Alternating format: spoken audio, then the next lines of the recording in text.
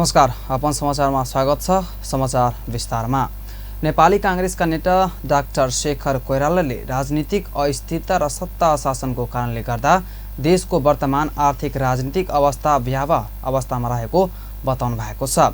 शुक्रबार नेपाल वित्तीय संस्था कर्मचारी संघ ग्रामीण लघुवित्त वित्तीय संस्था लिमिटेड केन्द्रीय समितिको तेस्रो अधिवेशनको उद्घाटन सत्रलाई सम्बोधन गर्दै नेता कोइरालाले देशको अवस्थाबारे मिडिया र सामाजिक सञ्जालमा आउने गरेको भन्दा पनि निकै बढी भयावह अवस्थामा रहेको बताउनुभयो। उहाँले देशका सत्ता शासनमा बसेकाहरूले जबसम्म भ्रष्टाचार र दण्डहीनता गर्नेलाई कानुनको कठघरासम्म पुर्याएनन्, पारदर्शिता स्वीकार गरी सुशासन कायम गर्दैन, तबसम्म जनताले पत्याउँदैन र देशका विकास गर्न सक्दैन भन्नुभयो।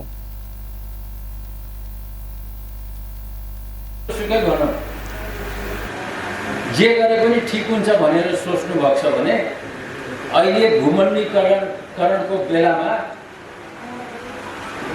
अन्य देशहरूले हामीहरूलाई एकदम ठुल्ठुलो आँखाले हेरिरहेका छन्। हामीले सुशासन दिन सकेका छौँ कि छैन, हामीहरू पारदर्शी छौँ कि छैनौँ, दण्डहीनतामा हामी कतिको अगाडि छौँ, न सुशासन दिन सकेका छौँ, न त पारदर्शी छौँ। भ्रष्टाचारको कुरामा तपाईहरुलाई मभन्दा धेरै थाहा भइसकेका छ, मैले भनिरहनु पर्ने आवश्यकता छैन। र दण्डहीनता चरम सीमामा पुगिन्छ।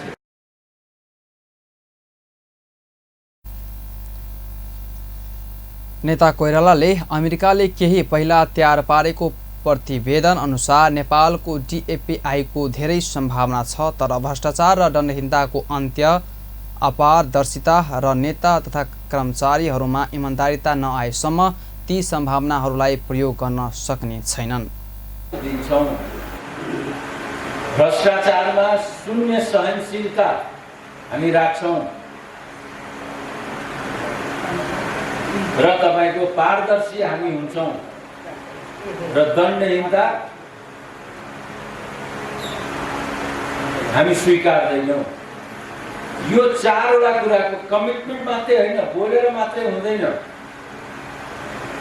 पहिले त नेताहरूले बोलेपछि त्यसलाई इम्प्लिमेन्ट गर्छ। अब नेताहरूले बोलेपछि त्यो कसैले पत्याउँदा पनि पत्याउने उपाय के हो भने जसले भ्रष्टाचार गर्छ, जसले बदमाशी गर्छ, जसले दण्डहीनता गर्छ, तिनीहरूलाई कटघरामा 9 जेलसम्म जनतालाई पनि विश्वास हुँदैन, विदेशी शक्तिहरूलाई त विश्वासै हुँदैन।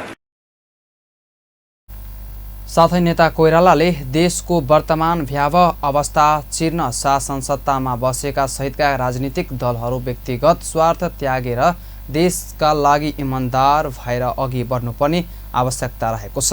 यदि त्यसो नगरे देशमा झन्न भयावह अवस्थामा पुग्ने निश्चित रहेको कुरामा जोड दिनुभयो। जिल्ला प्रशासन कार्यालय सुनसरीले धरान उपमहानगरपालिका भित्र भोलि शनिबारका लागि निषेधाज्ञा जारी गरेको छ। सुनसरीकी प्रमुख जिल्ला अधिकारी होमकला पाण्डेले शुक्रबार आदेश जारी गर्दै निषेधाज्ञा जारी गर्नुभएको हो। पाण्डेले जारी गर्नुभएको आदेशमा भनिएको छ, धरान उपमहानगरपालिकाका क्षेत्र धार्मिक र साम्प्रदायिक साथै जनस्वास्थ्य सङ्कट तथा शान्ति सुरक्षाको संवेदनशीलतालाई समेत मध्यनजर राखी संक्रमण रोग ऐन 2020 को दफा 2 तथा स्थानीय प्रशासन ऐन 2028 को दफा 6 को उपदफा 3 बमोजिम मिति 2080 5/8 गते राति 12 बजेदेखि मिति 2080 5/9 गते राति 12 बजेसम्म अत्यावश्यक काममा सुरक्षा निकायसँग समन्वय गरी बाहेक सामूहिक रूपमा गरिने सामाजिक, धार्मिक, राजनीतिक सब भेला, जम्मा र प्रदर्शन लगायतका कुनै पनि कार्यक्रमहरू नगराउन धरान उपमहानगरपालिका क्षेत्रभित्रका सम्पूर्ण वाडा लगायत तहसिलका क्षेत्रमा समेत लागू हुने गरी निषेधाज्ञा आदेश जारी गरिएको बेहोरा सम्बन्धित सम्पूर्णको जानकारी लागि यो सूचना प्रकाशित गरिएको छ। जारी आदेशमा उल्लेख समेत गरिएको छ। विगत केही दिनदेखि धरानमा भइरहेको धार्मिक तथा सांस्कृतिक विवादले सबैलाई संवेदनशील बनाएको भन्दै धरानका पूर्व मेयरहरूले सामाजिक सद्भावका लागि भोलि शनिबार नागरिक स्तरबाट रैली निकाल्ने तयारी गरेको भन्दै हिजो बिहिबार विज्ञप्ति जारी गरेका थिए। त्यसैगरी धरान उपमहानगरपालिकाका प्रमुख हर्क राजले आपसी सद्भाव, भाइचारा र एकता कायम लागि धरान नगरवासीमा आज शुक्रबार अपिल जारी गर्नुभएको थियो। सरकारको गलत नीतिको कारण इँटा व्यवसाय धरापमा परेको डुब्न लागेको इँटा उद्योग व्यवसायी सङ्घका अध्यक्ष महेन्द्र बहादुर चित्रकारले बताएका छन्। जनकपुर अञ्चल इँटा उद्योग व्यवसायी सङ्घको साधारण सभाको उद्घाटन सत्रलाई सम्बोधन गर्दै अध्यक्ष चित्रकारले इँटा उद्योग व्यवसायीलाई उद्योग कम्पनी अन्तर्गत राख्न पटक पटक माग गर्दै आए पनि सरकारले व्यवसाय फस्ट्याउन नसकेको भने। उनले भुइँचालो र त्यसपछि कोरोनाको मार इँटा उद्योग व्यवसायमा परेकाले इँटा व्यवसायीलाई बचाउन सरकारले नयाँ नीति लाउन दबाब दिँदै आएको जानकारी दिए।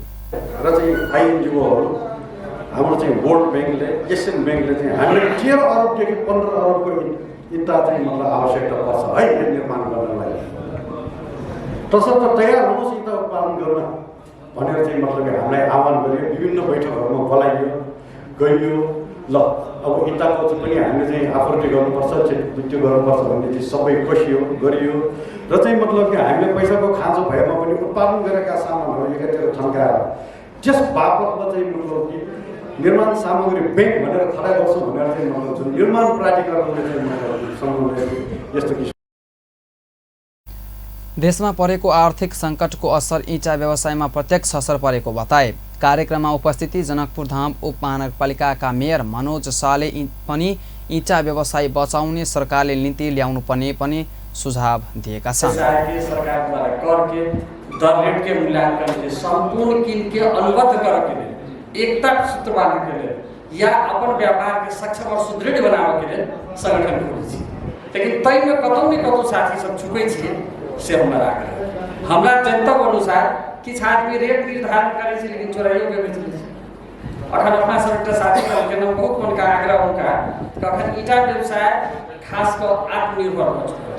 पन्ने भंसार का ठाक इंडिया से मिठापुर से ईटा आबै छै, आइ के दिन ईटा नहीं होय छै।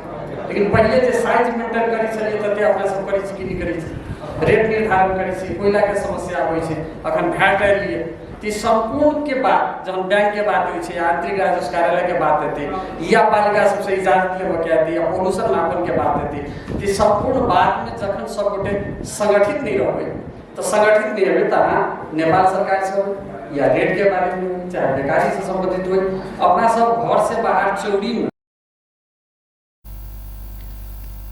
उद्योग व्यवसायको विकास हुनाले राजस्व पनि बढ्ने कुरा समेत बुझेर सरकारले नयाँ नीति ल्याउनु पर्ने बताए। जनकपुर अञ्चल इँटा उद्योग व्यवसायी सङ्घका अध्यक्ष समेत रहेका नगरायन नगरपालिकाका मेयर विनय कुमार यादवले इँटा व्यवसायबाट व्यक्तिहरू वडाध्यक्षदेखि मन्त्रीसम्म बनिसकेका छन्। म पनि इँटा व्यवसायीले नै अहिले नगरपालिकाको मेयर बन्न सफल भएको छु, तर इँटा व्यवसायी बीच एकता नरहेको कारण व्यवसाय धराशायीमा हुँदै गएको बताए।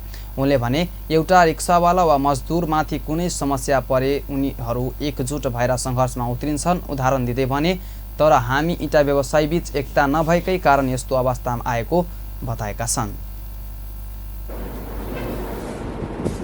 यो इँटा उद्योग मामुली साधारण इँटा उद्योग होइन। नेपाल अधिराजमा मलाई लाग्छ अहिले स्थानीय तह प्रदेश र केन्द्रमा पनि इँटा उद्योगीहरूको प्रतिनिधित्व भइरहेको छ। इँटा उद्योगबाट अगाडि बढेर कोही मन्त्री भएछ, कोही वार्ड अध्यक्ष भएछ, कोही मेयर भएछ, कोही उपमेयर भएछ। मैले धेरैलाई हेरिरहेको बैठकहरूमा जाँदाखेरि पहिला स्थानीय तहमा त इँटा उद्योग धेरै नै छ, तर इँटा उद्योग किन यो अवस्थामा गयो, किन यो अवस्था आयो, त्यो धेरै संवेदनशील विषय हो।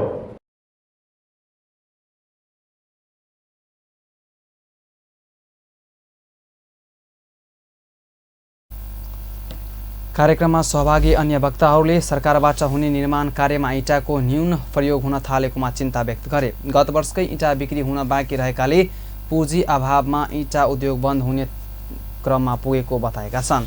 कार्यक्रममा इँटा व्यवसायी सत्यनारायण यादव, जय कुमार चौधरी लगायतका वक्ताहरूले आफ्नो कुरा राखेका थिए। इँटा व्यवसायीको आजै नयाँ कार्य समिति सर्वसम्मतले गठन भएको छ र अध्यक्षमा विनय यादव, वरिष्ठ उपाध्यक्षमा लियाकान्त हुसेन, उपाध्यक्षमा नवल किशोर शाह र अरुण कुमार यादव, महासचिवमा लाल बहादुर शाह, सचिवमा मनोज कुमार मण्डल, सहसचिवमा राकेश नायक, कोषाध्यक्षमा विजय कुमार शाह, सहकोषाध्यक्षमा शङ्कर यादव सहित 9 जना सदस्यसहित निर्विरोध निर्वाचित भएका प्रमुख निर्वाचन अधिकृत दिपेन्द्र कुमार शाहले जानकारी दिएका छन्। भौतिक पूर्वाधार तथा यातायात मन्त्री प्रकाश ज्वालाले ललिता निवास जग्गा प्रकरणमा पार्टी अध्यक्ष माधव कुमार नेपाललाई फसाउने षड्यन्त्र भएको बताउनु भएको छ। शुक्रबार काठमाडौँमा आयोजित एक कार्यक्रमलाई सम्बोधन गर्दै उहाँले यस्तो बताउनु भएको हो। उहाँले माधव नेपालले भ्रष्टाचार गरियो भन्ने र संसारमा कसैले पनि नपत्याउने दावी गर्नुभयो। समकालीन नेताहरूमध्ये सबैभन्दा स्वच्छ छविको नेता नेपाल नै रहेकोमा समेत उहाँको दावी थियो।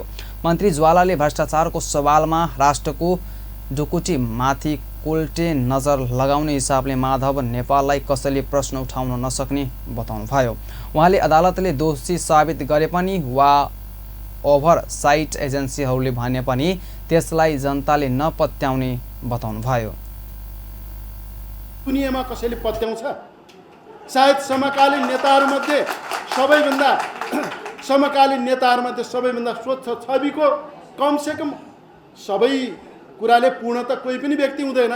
माधव नेपाल पनि पूर्ण हर हिसाब। मन्त्री ज्वालाले माधव नेपालमाथि आरोप लगाएर एकीकृत समाजवादी पार्टी कमजोर बनाउने षड्यन्त्र भएको बताउनुभयो। नेकपा एकीकृत समाजवादीका महासचिव घनश्याम भूषालले नेकपा एमाले अध्यक्ष केपी शर्मा ओलीको राजनीतिक उदयसँगै राजनीतिमा घृणा सुरु भएको आरोप लगाउनु भएको छ।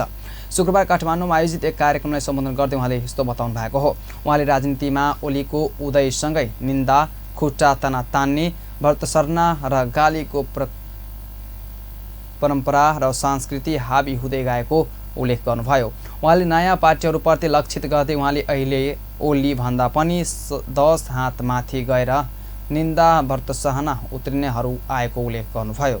उहाँले ओलीका कारण नेपालको शिक्षामा हुनुपर्ने उल्लेख्य प्रगति हुन नसकेको समेत आरोप लगाउनुभयो।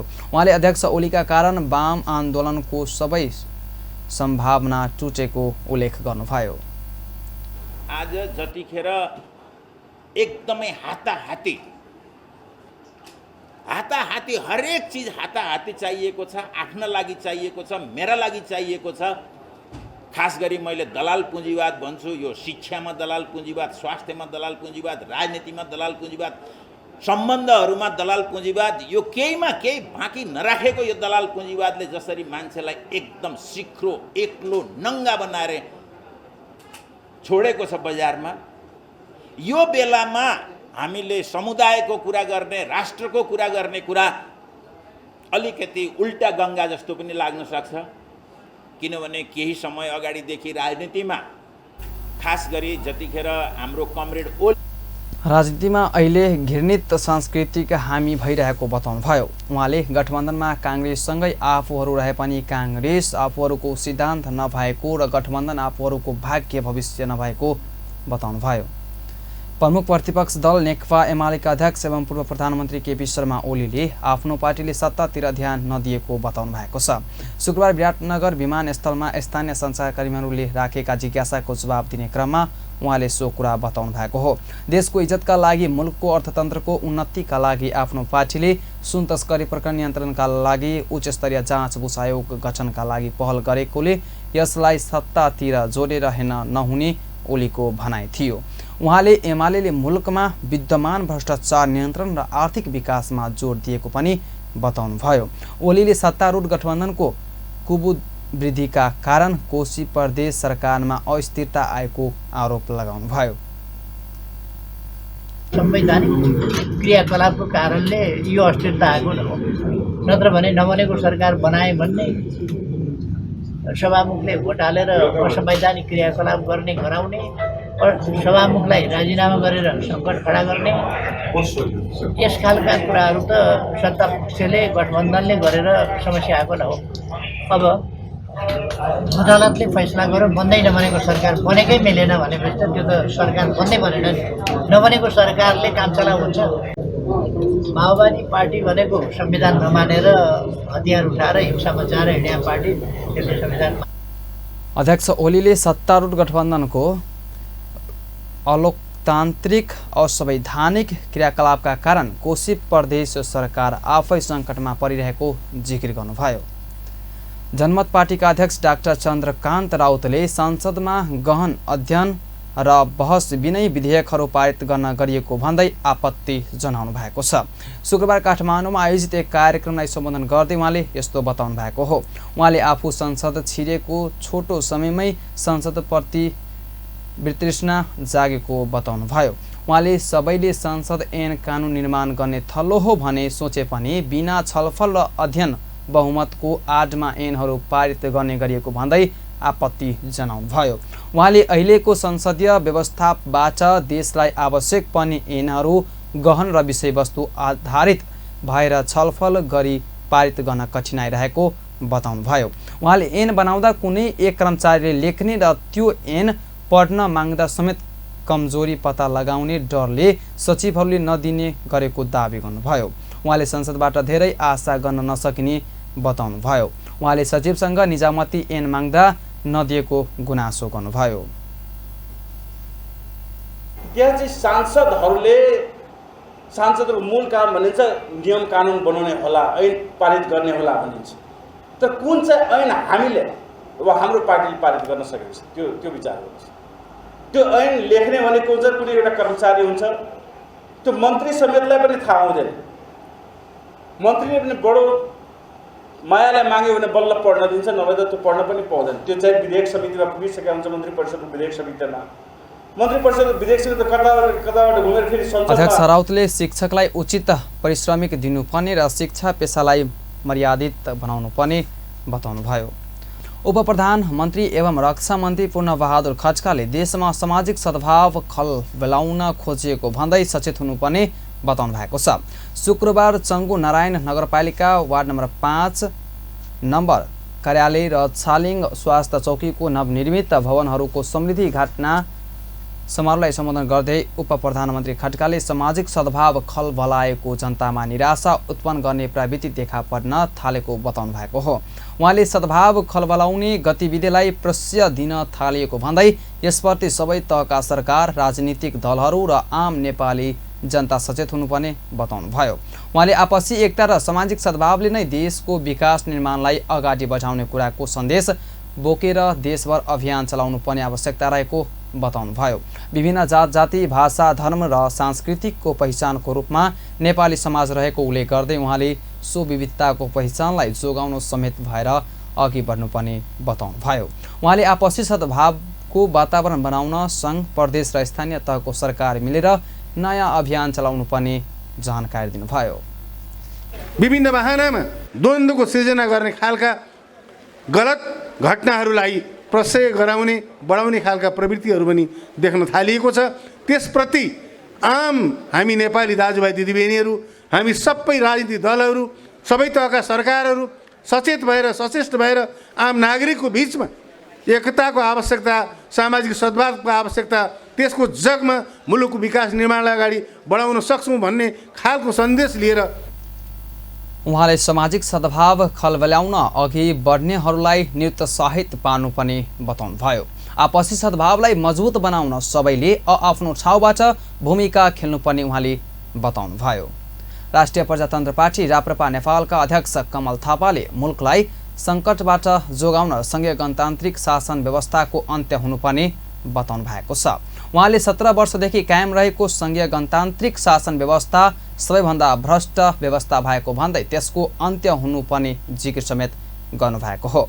शुक्रबार पार्टीद्वारा काठमाडौँमा आयोजित एक कार्यक्रमलाई सम्बोधन गर्दै अध्यक्ष थापाले आफ्नो पार्टीले सङ्घीय गणतन्त्रको अन्त्य र राष्ट्र संस्थासहितको प्रजातन्त्र पुनर्स्थापनाको कार्यनीति लिएको घोषणा गर्दै त्यसको प्राप्तिका लागि आन्दोलनमा जाने चेतावनी समेत दिनुभयो। उहाँले पार्टीको हालै सम्पन्न केन्द्रीय कार्य समिति बैठकले मुलुकलाई सङ्कटबाट जोगाउन र राजासहितको प्रजातन्त्र सनातन हिन्दू राष्ट्र जनताबाट प्रत्यक्ष निर्वाचित कार्यकारिणी प्रधानमन्त्री समानुपातिक र समावेशी व्यवस्था तथा सुशासन सहितको नेपाली संस्कारको मौलिक प्रजातन्त्र विकल्पको रूपमा प्रस्तुत गरेको बताउनुभयो। अध्यक्ष थापाले विगतमा निर्मल निवासले हस्तक्षेप गरेका मात्रै आफूहरूले रासस संस्था सहितको प्रजातन्त्रको कार्यनीतिलाई छोड्नु परेको समेत जानकारी दिनुभयो। उहाँले निर्वाचनबाट निर्वाचित हुनेहरूले राष्ट्रलाई अभिव्यक्तित्व दिन नसक्ने भएकाले पनि नेपालमा राज संस्थाको विकल्प नभएको पटक पटक दोहोऱ्याउनुभयो। कार्यकारी प्रधानमन्त्री समानुपातिक र समावेशी व्यवस्था र सुशासन सहितको नेपाली संस्करणको मौलिक प्रजातन्त्र विकल्पका रूपमा प्रस्तुत गरेको छ।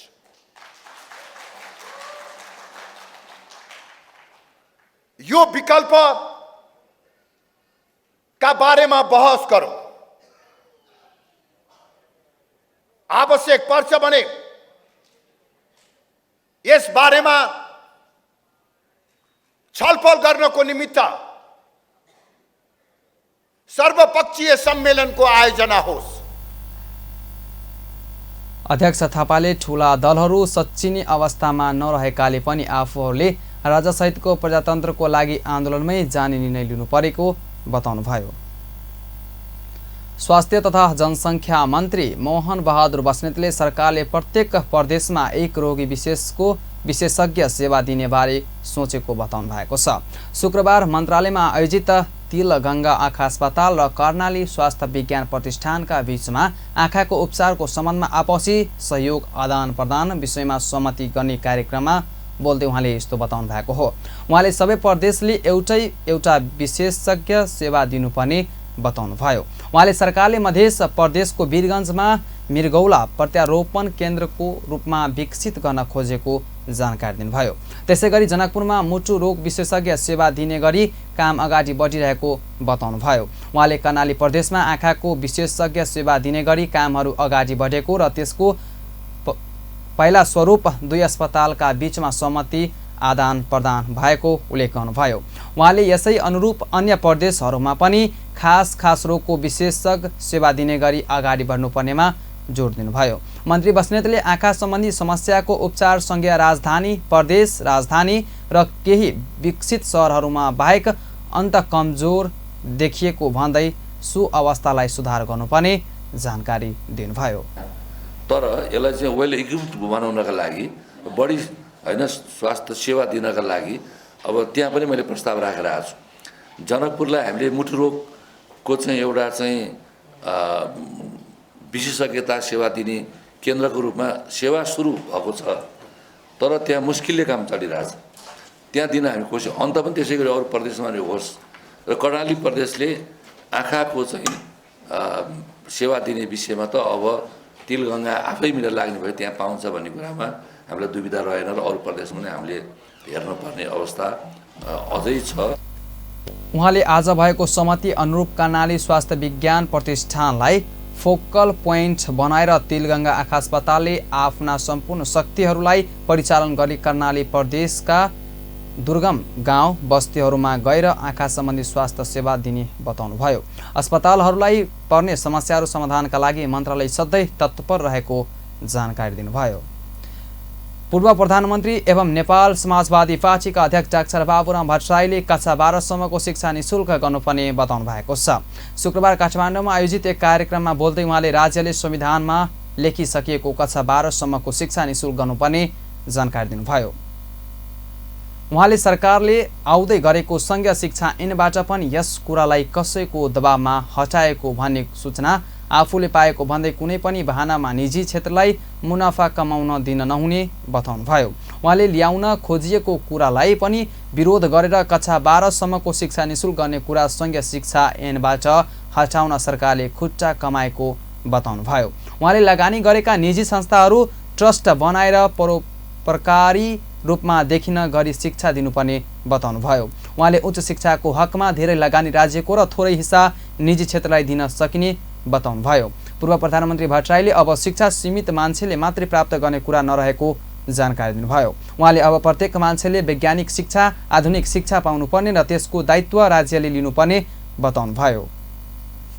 समाजवादी युगको लोकतान्त्रिकको जेसुकै भन्नुहोस्, त्यसैले तेस्रो कुरामा भन्छु, अब प्रत्येक मान्छेले वैज्ञानिक शिक्षा, आधुनिक शिक्षा सबैले पाउनुपर्छ र यसको दायित्व केही मान्छेले लिएर हुँदैन, यसको दायित्व राज्यले लिनुपर्छ। हो, राज्य अहिले हामी राज्य भन्ने केन्द्रीय राज्य मात्रै छैन, हामी संहितामा छौँ, स्थानीय तह छ हाम्रो सरकार। पूर्व प्रधानमन्त्री भट्टराईले राष्ट्रिय नीति नबन्दा एकै थरीले शिक्षालाई पुरै व्यापारीकरण गर्न र अर्को थरी शिक्षाको महत्त्वबोध नै नगरिदिँदा शिक्षा राम्रो नभएको भन्दै दवेध शिक्षा नीति अन्त्य हुनुपर्ने बताउनुभयो। सरकारले सार्वजनिक निजी साझेदारी ऐन 2075लाई संशोधन गर्ने भएको छ। शुक्रबार बिहान बसेको लगानी बोर्डको बैठकले सुसम्बन्धित ऐन संशोधनका लागि प्रस्ताव तयार पार्न लगानी बोर्ड कार्यालयलाई अनुमति दिएको हो। त्यसैगरी बैठकले बोर्ड कार्यालयको आर्थिक वर्ष 2080-81 को बजेट तथा कार्यक्रम पनि स्वीकृत गरेको छ। बोर्डको नियमावली पनि समय सापेक्ष बनाउने गरी परिमार्जनका लागि प्रस्ताव तयार पारी मन्त्री परिषदमा सिफारिस गर्ने पनि बोर्ड कार्यालयलाई बैठकले निर्देशन गरेको बोर्डका प्रमुख प्रशासकीय अधिकृत सुशील भट्टले जानकारी दिनुभयो। बैठकले तमोड जलविद्युत आयोजनाको विस्तृत अध्ययन गर्न राष्ट्रिय योजना आयोगका उपाध्यक्ष डाक्टर मिनबहादुर श्रेष्ठको संयुक्तमा उच्चस्तरीय समिति पनि गठन गरेको छ। 22 मेगावाटको रोलवालिङ खोला जलविद्युत परियोजनाको लागि 7 अर्ब 92 करोड, 63 मेगावाट छुजुङ खोला जलविद्युत परियोजनाको अनुमति लागत 9 अर्ब 78 करोड, 49.95 मेगावाटको दाना खोला जलविद्युत परियोजनाका लागि अनुमति लागत 9 अर्ब 68 करोड, सानी भेरी जलविद्युत परियोजना 44.52 मेगावाट 9 अर्ब 46 करोड लगानी पनि बोर्डले बैठकले स्वीकृत गरेको छ। त्यसैगरी बैठकले दाङ जिल्ला राजपुर गाउँपालिकामा प्रस्तावित 245 मेगावाट र 20 मेगावाट क्षमताको सौर्य ऊर्जा अध्ययन अनुमति प्रदान गर्न सम्बन्धित प्रस्ताव स्वीकृत गरेको पनि प्रमुख प्रशासकीय अधिकृत भट्टले जानकारी दिनुभयो। अर्ब 68 करोड रहेको पनि लगानी स्वीकृति भएको छ भने सानी भेरी जलविद्युत परियोजना 44.52 मेगावाटको जसको अनुमानित लागत नेहरू 9 अर्ब 46 करोड चाहिँ लगानी स्वीकृत भएको छ। त्यस्तै मथिल्लो कर्णाली जलविद्युत परियोजना 900 मेगावाटको पनि उसको लगानीलाई हामीले नियमित गर्ने पाटोमा पनि निर्णय भएको छ। त्यस्तै परियोजना कार्यान्वयन सम्बन्धी अरुण 3 जलविद्युत परियोजनाको डाइरेक्ट एग्रिमेन्ट सम्बन्धमा छ। त्यस्तै मथिल्लो कर्णाली जलविद्युत परियोजनाको सम्बन्धमा सर्वोच्च बैठकमा बोर्डको कार्यालयले काठमाडौँ उपत्यकाको फोहोर मैला व्यवस्थापन परियोजनाबारे पनि जानकारी गराएको थियो। त्यसैगरी निजगढ अन्तर्राष्ट्रिय विमानस्थल परियोजनाको खाका तयार पार्न गठित समितिको म्याद पनि थप गरिएको छ। बोर्डले ग्रिन क्लासियन अमोनियम नाइट्रेट फर्टिलाइजर फ्याक्ट्री स्थापना सम्बन्धमा अध्ययनका लागि मलेसिया स्थित रेनिकोला SDN BHD सँग गरिने साझेदारीको मस्यौदा स्वीकृत गरेको छ। युवा तथा खेलकुद मन्त्री डिग बहादुर लिम्बुले खेलकुद हरेक देशसँग सम्बन्ध सुधार गर्ने र देशको पहिचान उच्च बनाउने उत्तम माध्यम भएको बताउनु भएको छ।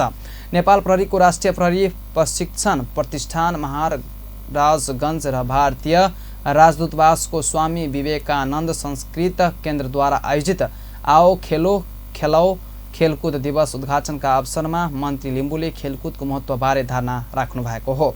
महाराजगञ्ज स्थित प्रहरी एकाडेमी मैदानमा एक दिने प्रतियोगिताको युवा तथा खेलकुद मन्त्री लिम्बुले उद्घाटन गर्नुभएको थियो।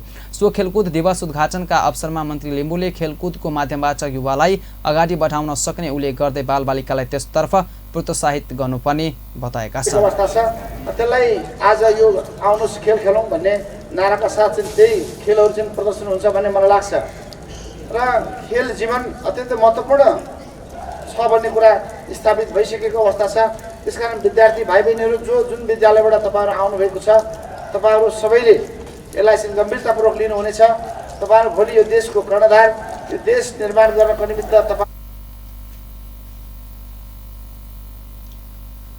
सो अवसरमा राष्ट्रिय खेलकुद परिषद राखेपका सदस्य सचिव टङ्कलाल घिसिङ, नेपाल प्रहरीका अतिरिक्त महानिरीक्षक सन्दीप भन्सारी र भारतीय दूतावासका डेपुटी चिफ अफ मिसन प्रसन्न श्रीवास्तव लगायतको उपस्थिति रहेको थियो।